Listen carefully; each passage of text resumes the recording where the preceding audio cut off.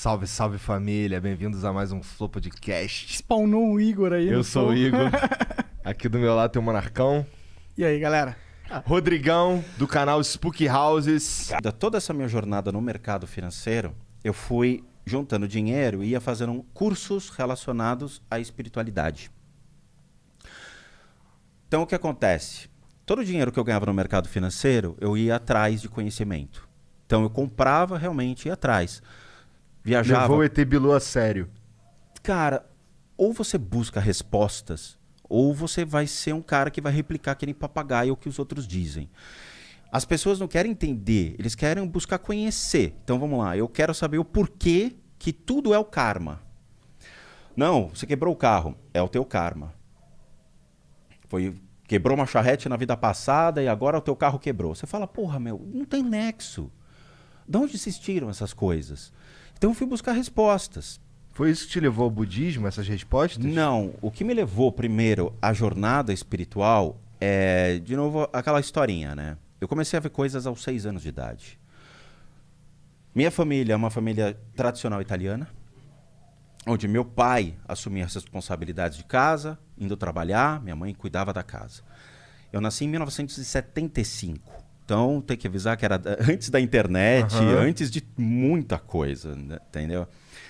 Antes de videogames também. Cara, onde eu morei, a minha casa foi a 7ª construída na rua. Hoje já tem 3 bairros em volta. Entendi, antigo mesmo. Muito. A casa era muito antiga e, assim, eu morava perto de um hospital, que era o Albert Einstein. A casa tinha uma energia curiosa. Então, ela foi construída em cima de uma senzala, perto de um hospital. Então, você imagina que eu estava no parque de diversões da espiritualidade. Com o tempo, aos 6 anos de idade, eu comecei a ver coisas estranhas acontecendo em casa. Que são aquelas presenças estranhas que você vê o vulto passando assim. Só que você não vai falar, mamãe, tem um homem passando. Não, eu fiquei quieto. Eu não sabia o que era. E sabia que meu pai era muito rigoroso, muito rígido em relação à família.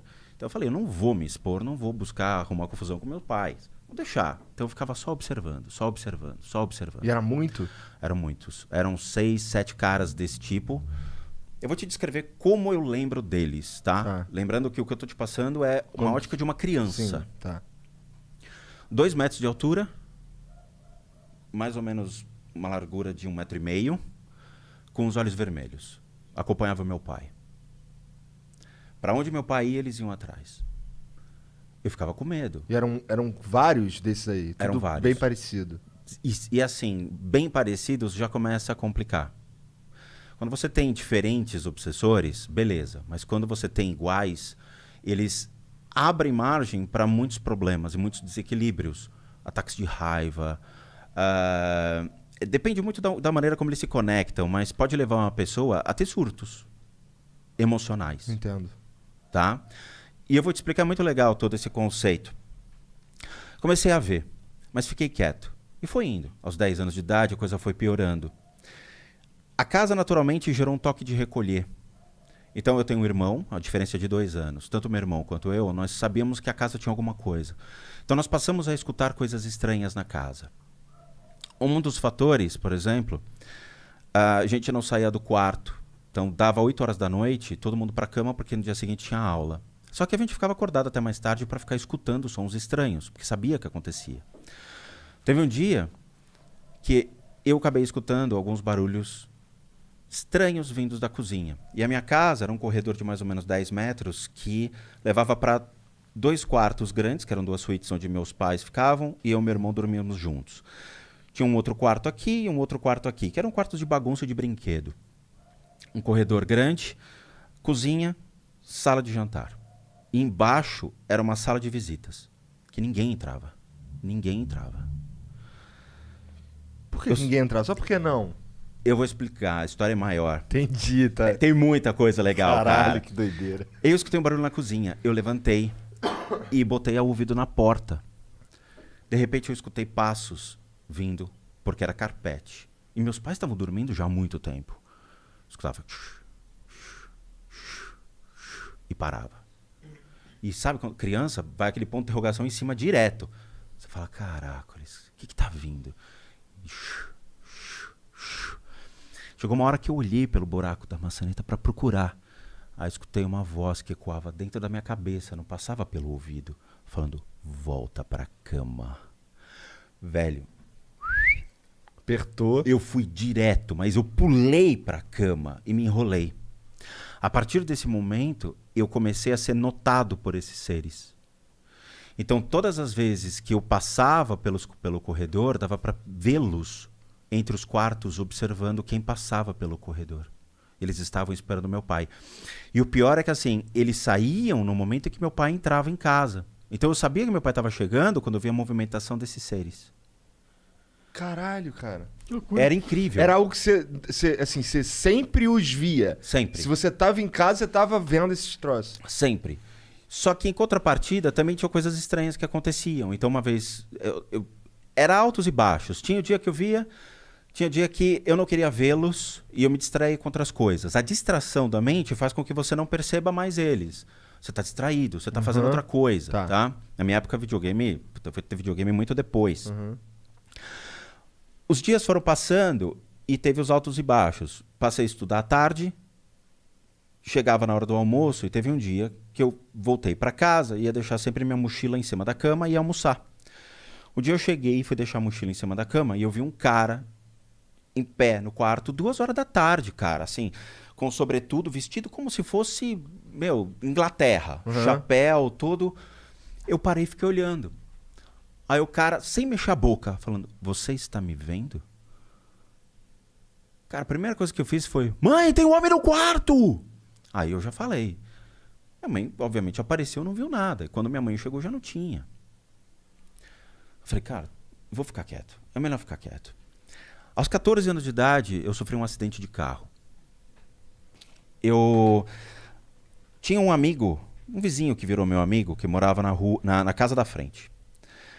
Era uma rua muito tranquila, a minha rua, cara. Não passava carro, não passava nada. Ninguém acessava aquilo, porque a avenida ficava de acesso paralelo. A gente não tinha rota de fuga como tem hoje, de trânsito. Não tinha trânsito na época.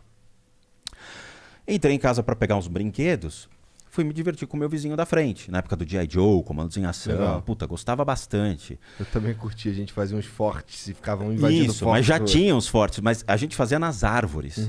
Como tinha muita árvore, então tinha o paraquedista, a gente jogava. Era legal, o comandante cobra, o destro. Isso. Puta, adorava. Atravessei para mostrar os brinquedos pro menino. Deixei lá, quando eu voltei, apagou, eu não lembro de mais nada.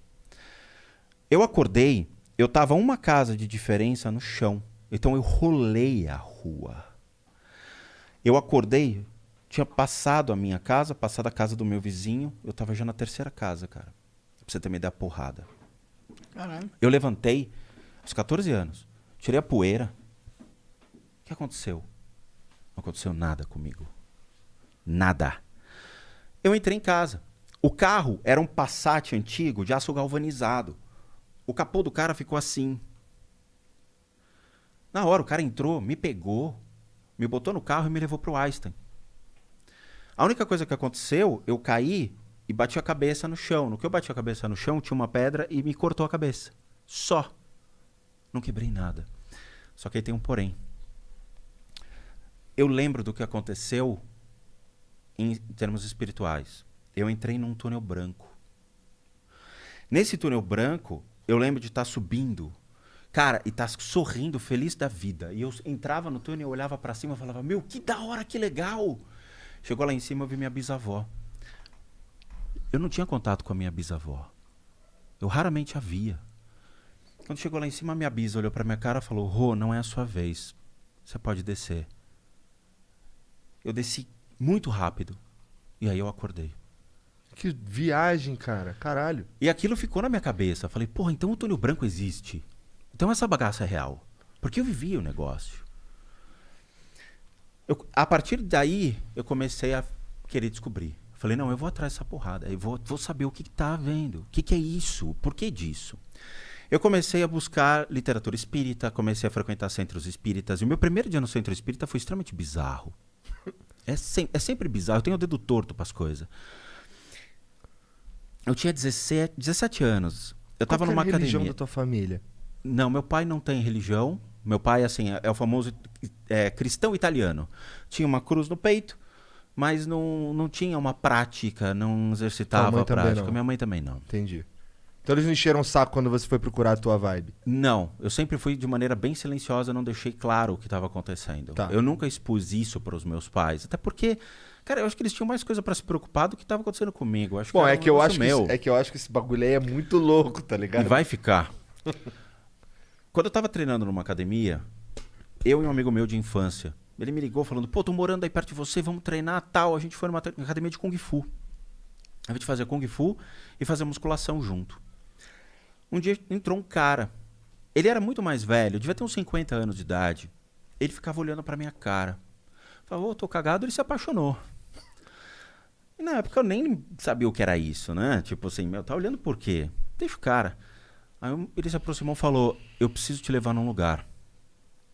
Eu falei, que lugar? Que é isso? Ele falou, não, é sério. Eu preciso que você confie em mim. Você precisa ir comigo. Isso foi numa sexta-feira. Sábado eu tava treinando na academia, ele passou com a mulher e 2 crianças. Ele me viu, ele falou, tô indo num lugar, eu quero que você entre no carro e vá comigo. Cara, na época, super inocente, eu entrei e fui. Ele me levou no Centro Espírita. Na Horácio Laffer, que é a Luz Divina. Fica no Itaim. Na hora que eu cheguei, tinha uma pessoa na porta, recebendo as pessoas. O cara olhou para mim e falou, que bom que você voltou. Eu falei, não, vai aparecer o Serginho Malandro. Pegadinha! Voltou como? Nunca tive aqui. Ele falou, que bom que você tá de volta. Eu falei, não, eu nunca tive aqui. Eu entrei, as pessoas que eram atendentes lá me cumprimentavam. Aí eu fui tomar o passe magnético e, cara, eu saí de lá flutuando, assim, a sensação era incrível. Falei, pô, esse negócio aqui é muito legal. Acho que eu vou começar a vir.